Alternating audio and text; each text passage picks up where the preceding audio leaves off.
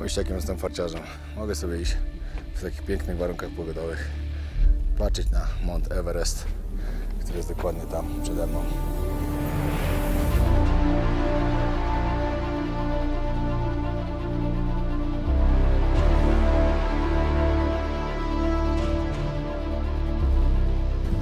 No powiem wam, że jak trochę zawieje, a przed chwilą tak zawiało mocno, no to wtedy już się nie fajnie idzie. Ten wjazd jest taki naprawdę zimny. Tutaj możecie zobaczyć, jak transportowane jest jedzenie i towar do basecampu.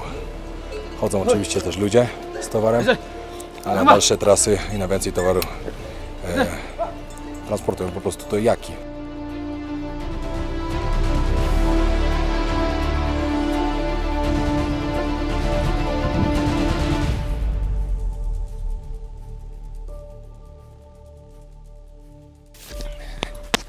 Siema, siema. Zaczynamy 4. dzień trekkingu pod Mount Everest Base Camp. Właśnie pakuję śpiwór.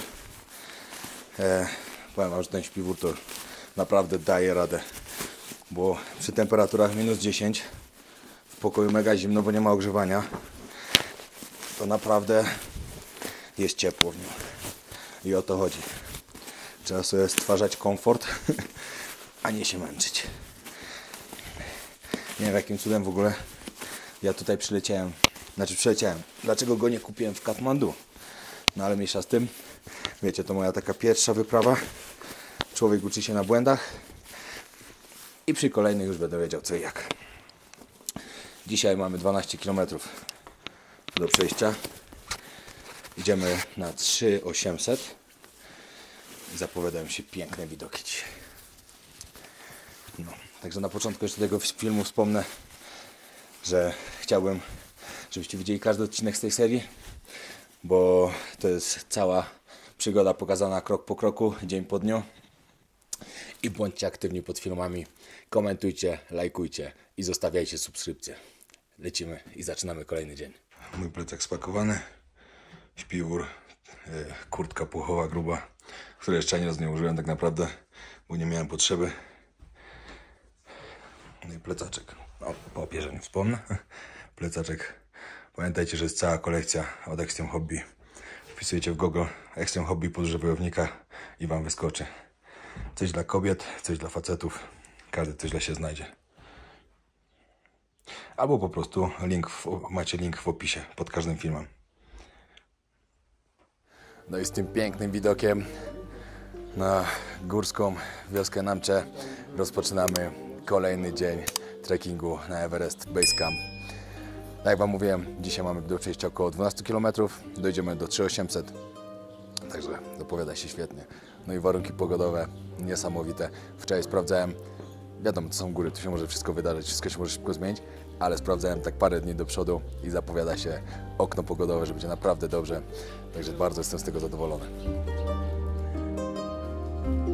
Pomyślcie sobie, budzicie się rano i macie taki widok. Ja oczywiście uwielbiam się budzić i widzieć plażę i morze, ale góry i to ośnieżone to jest coś wspaniałego. Na trasę o tej godzinie wszyscy ruszają, ale nie ma się co dziwić. Są tak dobre warunki i takie widoki. Każdy chce z tego skorzystać, bo nie wiadomo co będzie później.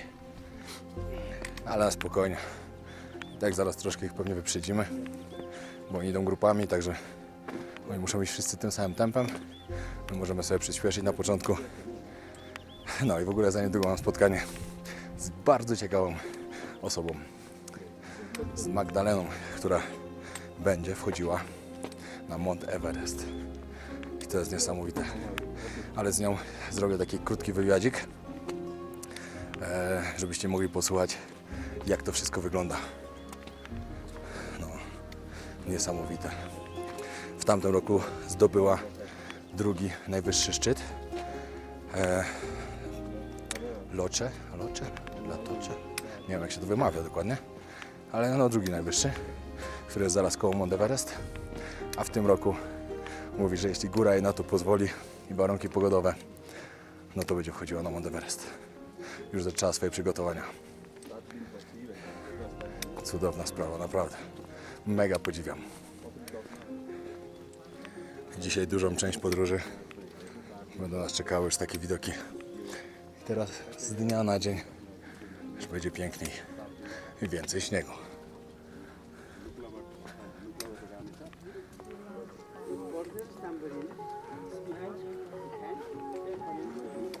Patrzcie, ile ludzi idzie za mną. Przede mną trochę też. Ale nie ma się co dziwić, no. Każdy chce wykorzystać.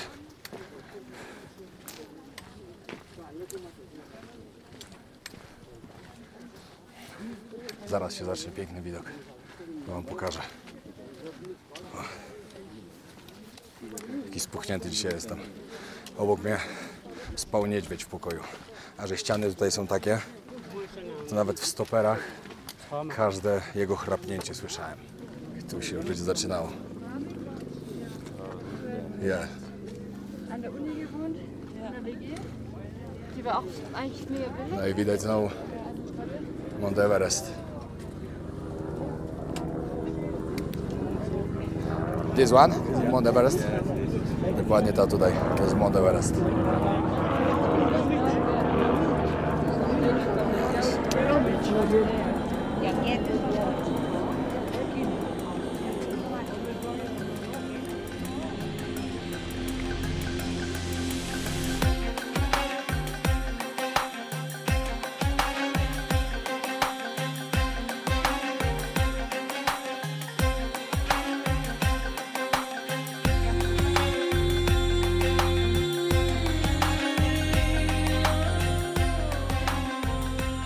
Tutaj możecie zobaczyć, jest tablica na 50. rocznicę zdobycia Mount Everest przez Sherpa Tenzinga Norweya, oczywiście z Edmundem Hilarym.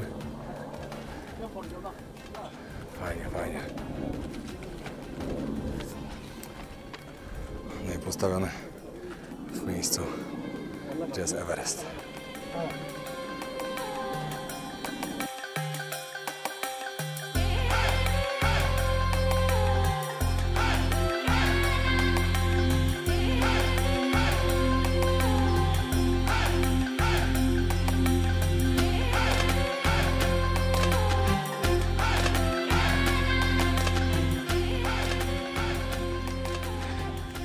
Teraz będziemy schodzić. O, już nie widać Everestu, już chmury przyszły. Tam na dół, do wioski. Że musimy dość kawałek zejść, żeby później wychodzić do góry.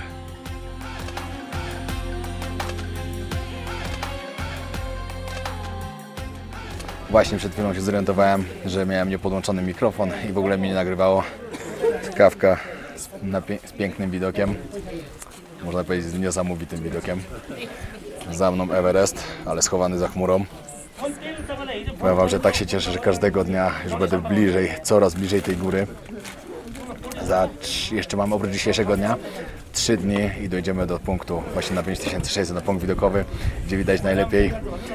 Później pójdziemy na 5300, czyli do base campu, żeby wam pokazać, jak wygląda całe życie tam. Jestem mega podekscytowany. Jak idziecie po prostu i widzicie takie coś dookoła, to aż się fajnie idzie, uwierzcie mi. Zresztą myślę, że możecie śmiało powiedzieć, że tak jest. I najlepsze jest to, że wcale nie jest zimno jeszcze. Bo jak świeci słońce, to jest super pogoda.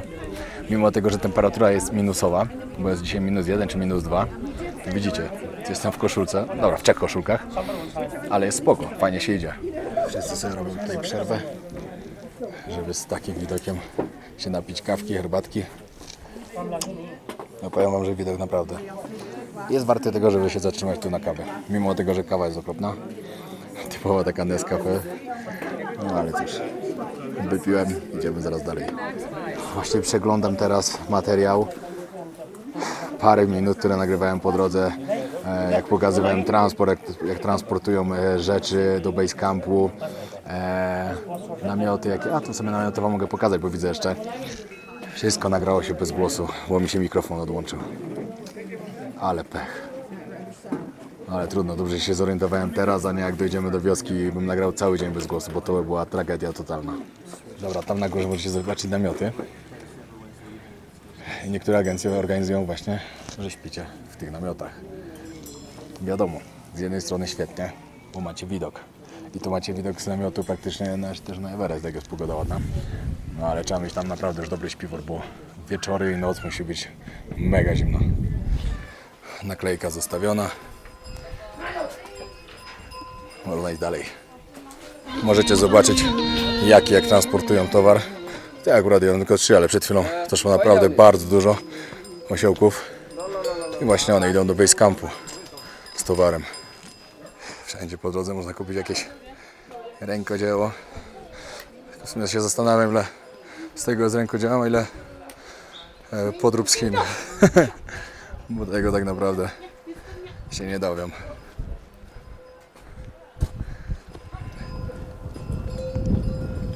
No powiem wam, że jak trochę zawieje, a przed chwilą tak zawiało mocno, no to wtedy już się nie fajnie idzie. Ten wiatr jest taki naprawdę zimny. Ale poza tym wszystko git. Jak nie wieje, świeci słoneczko, to jest mega dobrze. No, tu kolejny transport.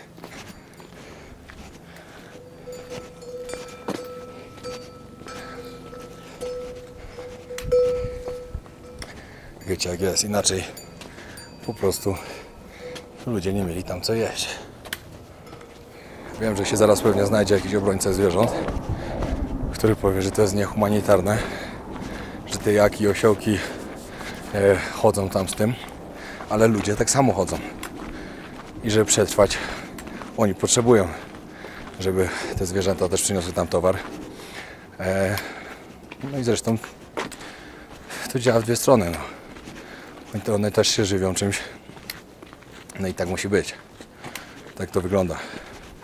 Pamiętajcie, że nikt z Was nie może się postawić na miejscu tych ludzi, którzy tutaj żyją. I bez tych zwierząt, bez transportu tego towaru, oni by nie mieli co jeść. I turystyka by nie działała tak jak działa i nie mieliby wtedy pieniędzy. Bo każdy musi coś jeść.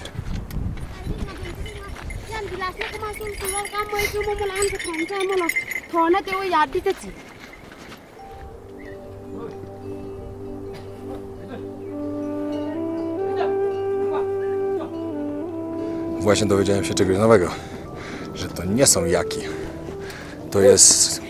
Później sprawdzę to w internecie, jaka jest polska nazwa tego. Czy to jest pomieszanie, że ojciec jest jakiem, matka jest krową. Taki miks.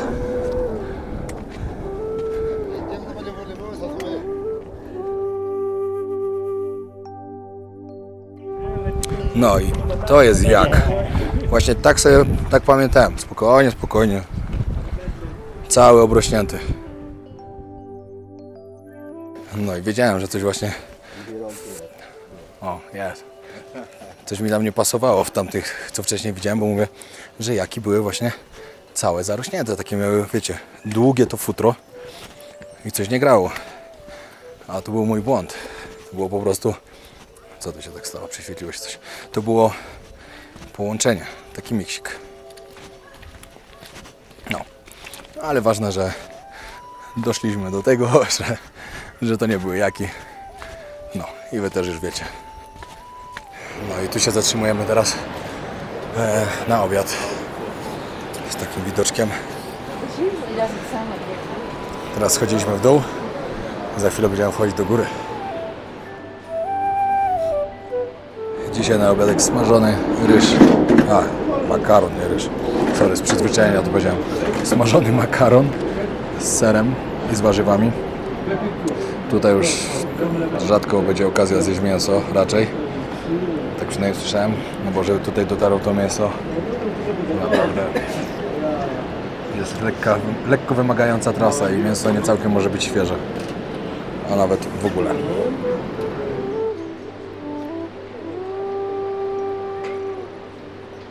Obiad zjedzony. Teraz mostem trzeba przejść na drugą stronę. Widoczki piękne. I teraz zaczynamy 5 km marszu pod górę praktycznie cały czas.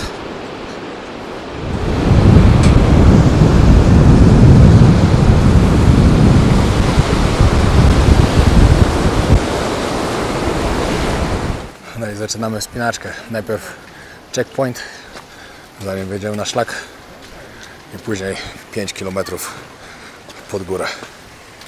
Tutaj macie ludzie, którzy zaginęli tutaj na trasie.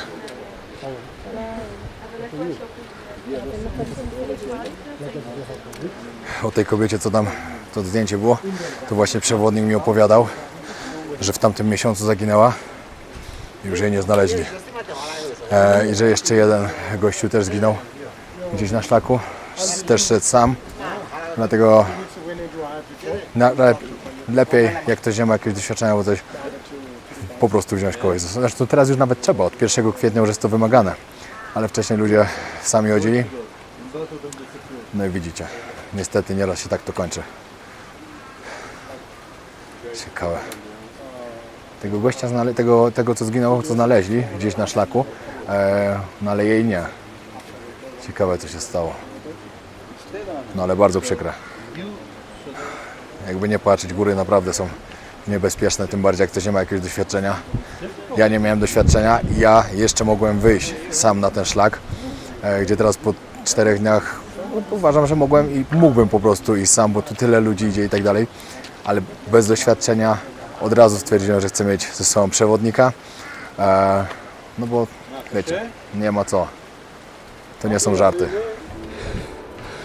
No i tak cały czas tam pod górkę. No, to będzie mocne 5 km.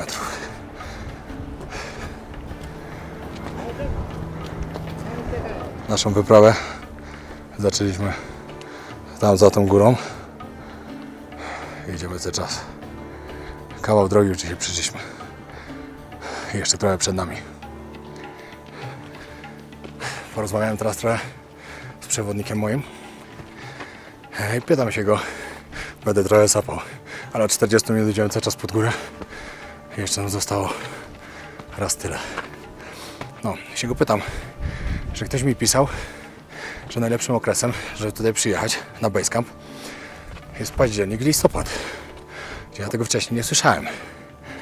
I ja mówię, że tak, że listopad, okej, że niebo cały czas piękne, niebieskie, ale wtedy jest dużo zimniej, bo wtedy temperatury są około minus 15, minus 20, czyli naprawdę już jest zimno. I dodatkowo wtedy jak dojdziecie do Basecampu, to tamtego Basecampu nie ma. Same kamienie wszędzie.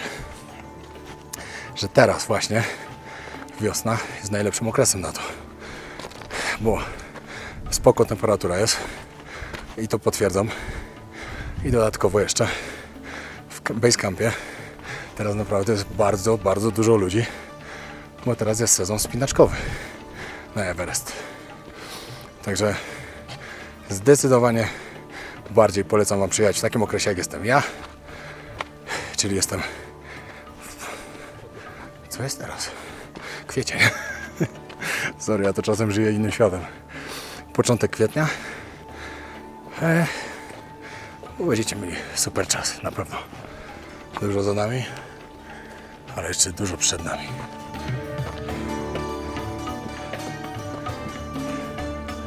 Już Wam pokażę, gdzie przed chwilą jedliśmy obiad. O, czekajcie, nie widać teraz, ale tam na samym dole. Patrzcie, jak z towarem leci. Do Basecampu pewnie. Dobra, jednak się myliłem. Ten helikopter nie leciał wcale do Basecampu. Ze względu na to, mój przewodnik właśnie rozmawiał ostatnim razem, jak był w Basecampie z kimś, i powiedzieli, że jeśli helikoptery zaczęły do Basecampu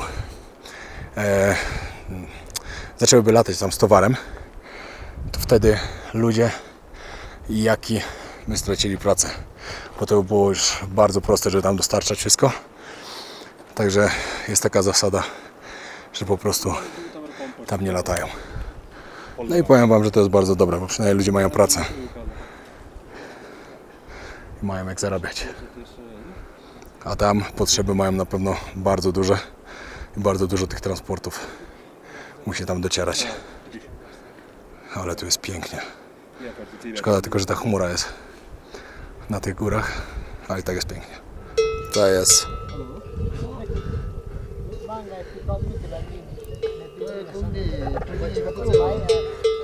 Ty, bo korek robisz.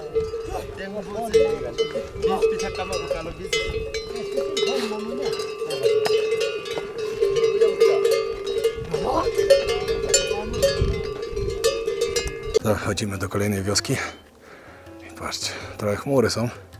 Niektóre szczyty zasłania. Ale wszędzie dookoła piękne Himalaje. Dobra, my teraz jesteśmy w Himalajach oczywiście. Ale chodzi mi o piękne, ośnieżone góry. Ale pan tu ma ciężką przeprawę. Ale to jest ciężka robota.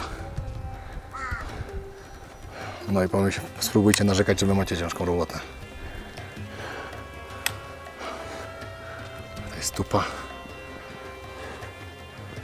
Dobra, jesteśmy teraz w Tambocze na 3875 metrów. Do base campu jeszcze 24 km. Ale tam nam jeszcze 3 dni zajdzie.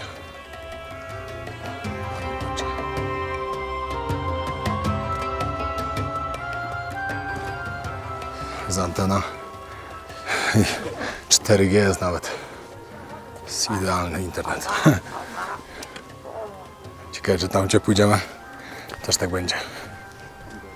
Wydaje mi się, że w Tybecie będzie całkiem podobnie.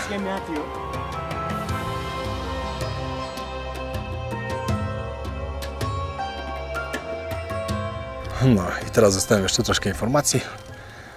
Mount Everest. I obok troszeczkę widać locze.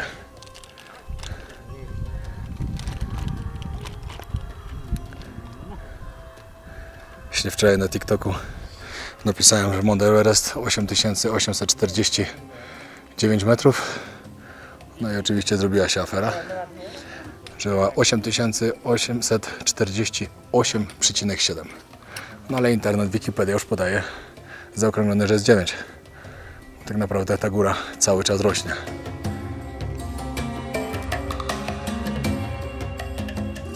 Tu jest właśnie buddyjska świątynia, która już ma 100 lat. Na początku była mniejsza dużo. Właśnie za chwilę tam będziemy wchodzić do środka, tylko w środku nie mogę nagrywać. 10 lat temu spłonęła praktycznie całkowicie, odbudowali ją. I teraz wygląda właśnie tak.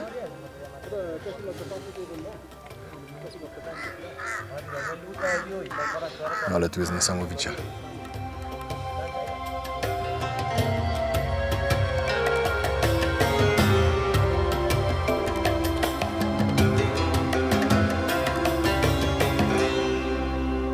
Przewodnik mi teraz... A, czekajcie, helikopter leci.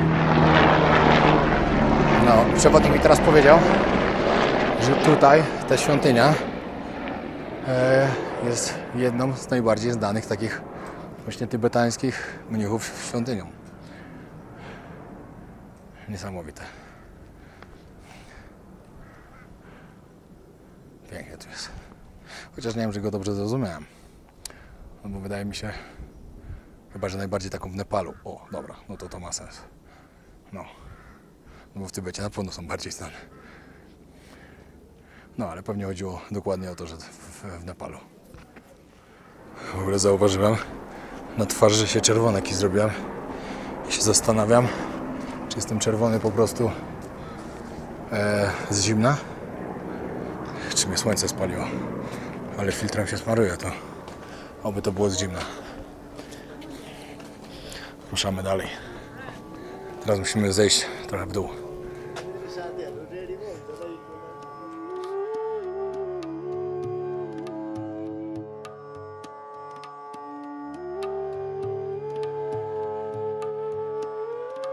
No, tu macie młode jaki.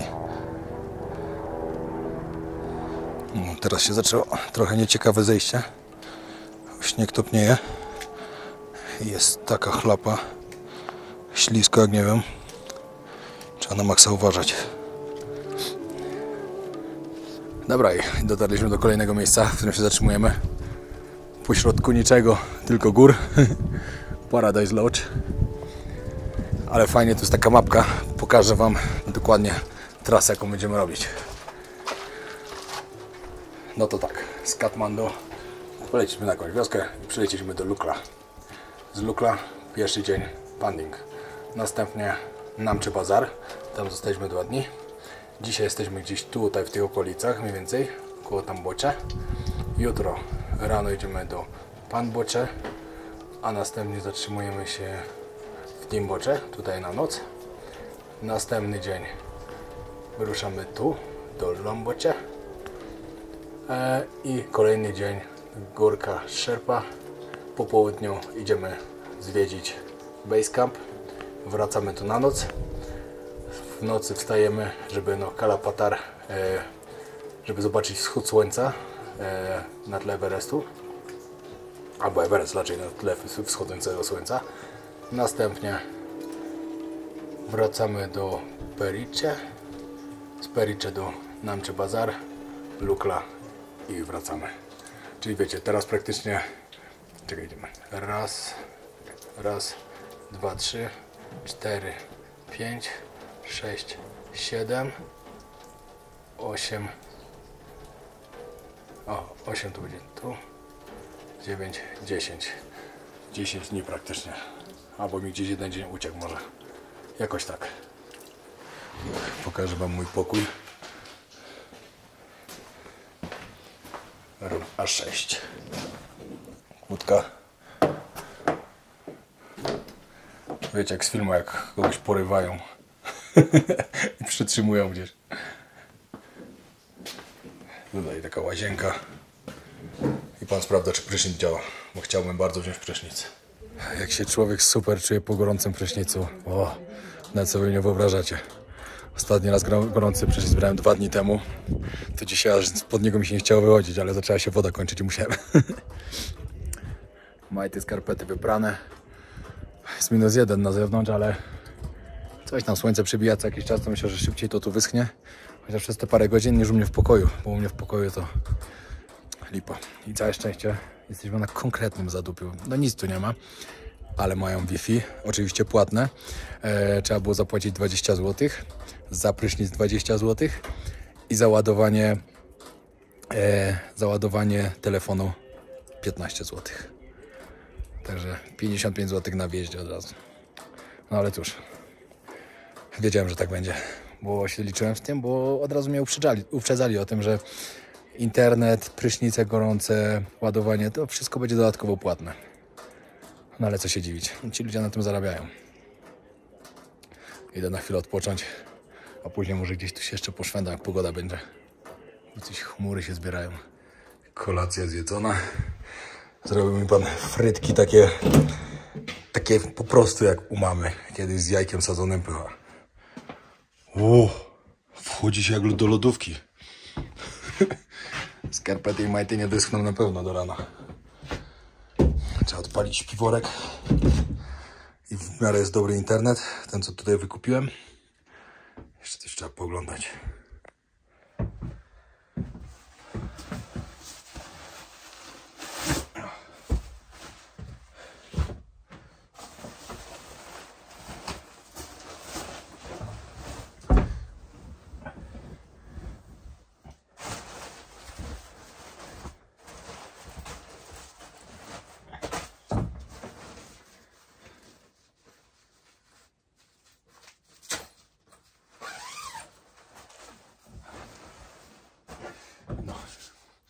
I łyżeczko gotowe.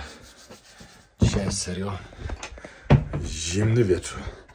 Ale to może też dlatego, że teraz byłem tam, gdzie jemy po prostu. Przypuśćmy w restauracji. A tam stoi na środku piec. No i przy tym piecu, jak sobie siedzieliśmy, tam było grzane. No to wiecie, całkiem przyjemnie było. Jeszcze gorącą herbatkę dostałem z imbirem i z miodem. Przepyszna, serio. No, ale jak wróciłem do mojej lodówki, w ogóle to wygląda jak na dołku. Tylko brakuje metalowych drzwi, ale zasuwak. Mocna akcja tu jest, serio. No ale nic. Trzeba iść spać. Jutro wychodzimy już na 400, chyba 600 metrów kolejne będziemy szli do góry. No i zobaczymy. Niby od 4000 się zaczyna ból głowy, Ale zobaczymy, jak to będzie. Ale to też tak jest takie nieprawda zupełnie w sumie. Bo powiem wam szczerze tak. Ja kiedyś jak przyleciałem do Quito chyba. To jest chyba do 2800. O ile dobrze pamiętam, mogę się mylić. No, przypuśćmy, że 2800. To tam mnie już głowa bolała. I to mocno. Także nie wiem. Wydaje mi się, że aklimatyzacja jest całkiem dobrze robiona. I będzie dobrze. Dam sobie radę, na pewno. Za 3 dni jesteśmy u celu. Dobra, trzymajcie się. Pozdrawiam serdecznie. Ten vlog był troszkę krótszy, ale to tak czasem będzie. Czasem będą dłuższe, czasem krótsze. Ważne, żebyście byli ze mną. Dajcie znać w komentarzach. Liczę na Was. Pozdrawiam serdecznie i subskrybujcie kanał.